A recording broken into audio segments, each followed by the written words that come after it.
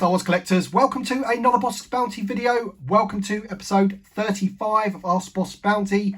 This is the weekly series that drops every Sunday where you guys get to ask me questions in the comment section below, and I do my very best to answer them each week. We've got lots of great questions again this week, so if you do happen to enjoy this video, don't forget to drop a like down below, as that really does help the video and the channel in general, and subscribe if you're new to the channel, of course. And with all that being said, let's get straight on to the first question. Doug Noth asks, which vintage Kenner figure did you have the hardest time tracking down loose in good condition? For me, it was the usual suspects. It was the Death Star droid and Cloud Car pilot. So yeah, it does seem recently that it's quite tough collecting vintage Star Wars figures, especially mint loose ones. I do find on the Facebook groups, people are claiming things instantly these days. There's so many people that want to collect the vintage Star Wars figures, and that's awesome for the community and everything, but it is making it a little bit more difficult to get the figures that you want. And you're absolutely right, the vintage Cloud Car pilot, this guy here, is actually one that I acquired very recently.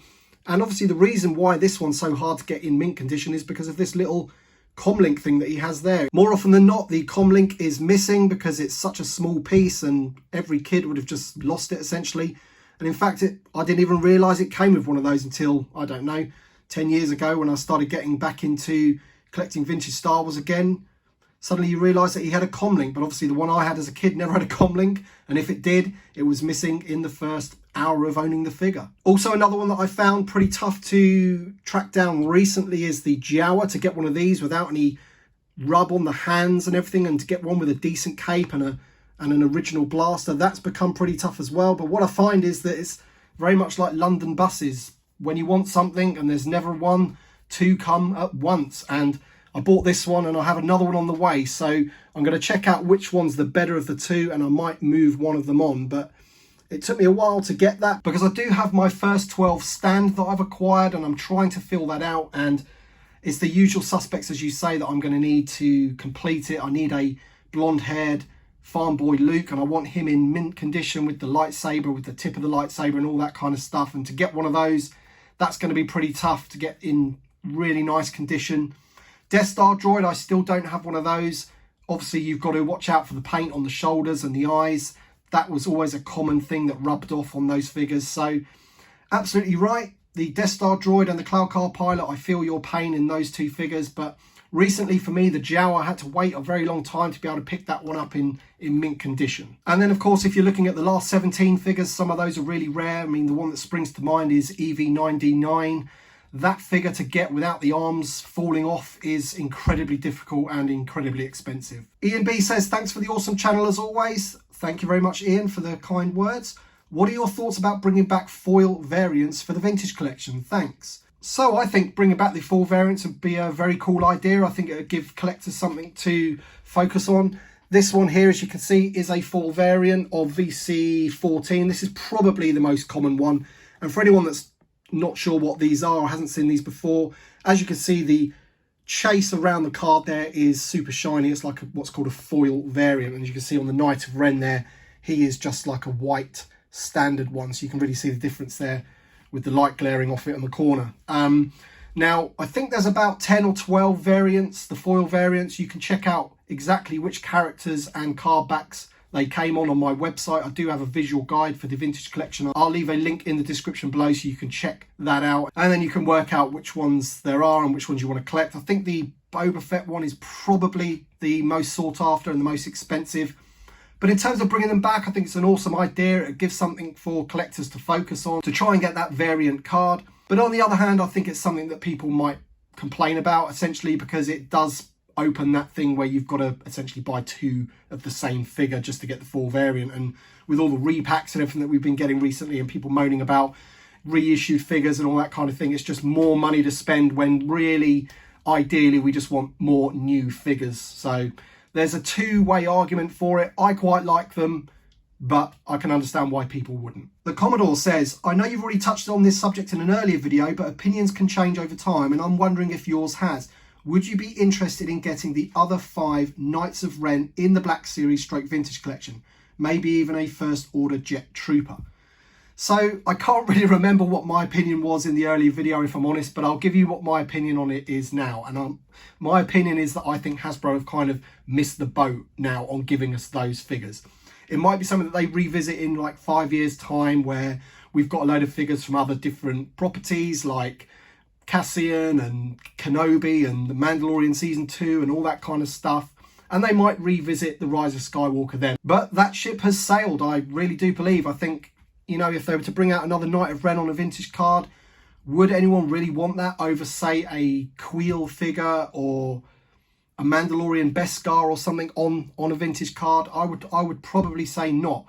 There is going to be some people that do want to complete that line, and it's just something that I think they should have done at the time that they brought these guys out. And if you're wondering what the Dark Side themed display is all about this week, Darth Maul here is a Kotu Bukir artifact statue, which I recently just got. And the review for him will be up on the channel, so be sure to check that out. Brendan Draper says, great video. Which female characters or variant do you think is most needed? And which beast, i.e. Tauntaun, is the most needed of an upgrade or to be made? Female figure I most want is Sansa from the comics, Han's wife. Upgrade has to be the New Hope Leia, as I don't feel any figure really does her any justice. And beasts I'd like to see are the flying beasts from the Kamino clone planet. So, Brendan, I have to agree with you. The figure that most needs an update in terms of a female character is definitely this one. It's the Princess Leia Organa from the Vintage Original Trilogy collection. This is 2004. Great card back, obviously. This is the card back that we need in the Vintage collection. But this figure desperately needs updating, doesn't it? I mean, just look at it. The elbows are swivel. It's the head sculpt's not great. Needs the photo real tech. They could do a much better job with this figure, and it's in desperate need of a update. And in terms of a female character that I think they should do that's needed, that's potentially that we've never really got many versions of, definitely haven't got one in the vintage collection. I would love to see her on a vintage card, and that is Mon Mothma from Return of the Jedi. I think that would be an awesome card back. Perhaps not the most amazing figure or anything, but I think she's definitely needed in the vintage collection. As for a beast that I think needs to be updated or upgraded, and one that needs to be made, I think I would like the Dewback to be updated, upgraded and put in a vintage style box. I think that's desperately needed. That'd be awesome. And if I was going to pick a beast that desperately needs making, it has to be the Blurg. Leslie Bedingfield says, hey Bossk, do you think we'll ever see Yularen, Nida, Piet, Taig, Motti or Ozzel in the 3 3/4 inch vintage collection?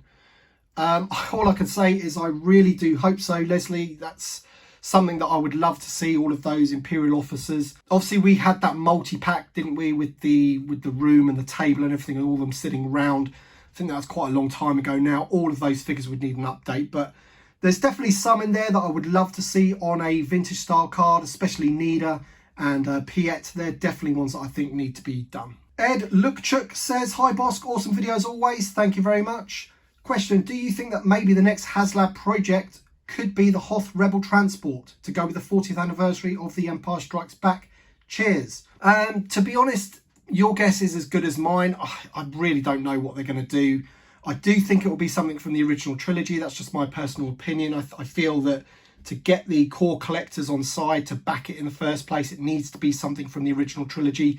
Possibly the Mandalorian, but people think the Razor Crest. I think if they're going to release the Razor Crest, it's got to be mass market, you know, in the shops kind of thing. Hoth Rebel Transport, I'm not really too sure what they could do with that potentially. It's not in the movie a great amount, is it? And I'm not really sure what they could do with that in terms of play features, or, you know, what they could actually essentially do with it, what details they would do with it, what features it would have. It would look great as a model, granted, and I do love the Rebel Transport, especially the one that I had when I was a kid. It doubled as like a figure holder, of course, but I'm not sure that they would do it in Haslab. But again, your guess is as good as mine. We're just going to have to wait and see, because nobody at this moment in time has any idea what it could be, and that's part of the fun of it, I guess. Darth Rock 1 says, hey Tim, in your opinion, what is your top 2 best vintage collection card backs?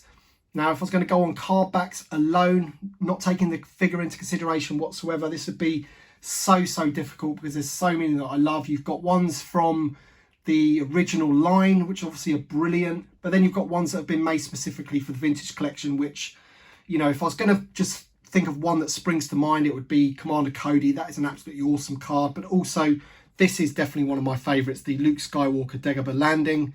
So there's 2 now, but I definitely wouldn't say that they're my top 2 without thinking about it properly. I do need to do a video on maybe my top 10 vintage collection card backs, and I think Cody and the Luke Skywalker Dagobah Landing would definitely be in that list. Another one that springs to mind would be the most recent Leia Yavin card. Absolutely love that image of Carrie Fisher. I think it's great. All right then, before I go, I just want to ask you guys a favour. It's not something I like doing. I've never really done this in the past, but I am going to ask you guys if any of you have the dome for this Build-A-Droid. This came from the Legacy Collection. I've managed to build, obviously, the body and the two legs, and I'm just missing the dome, and I don't have the figure that has the dome as part of it. So if anyone has the dome for this R2 unit and they don't want it, I would greatly appreciate it if you wouldn't mind sending it to me so I can complete this droid. It is doing my head in. It's been on my sideboard for so long. He needs the dome so he can go in the cabinet. And with all that being said, thank you very much for watching this week. I do appreciate it. Drop a like down below if you have enjoyed this video. And don't forget to leave a question in the comment section below for next week's episode. And of course, as always, we'll see you on the next one.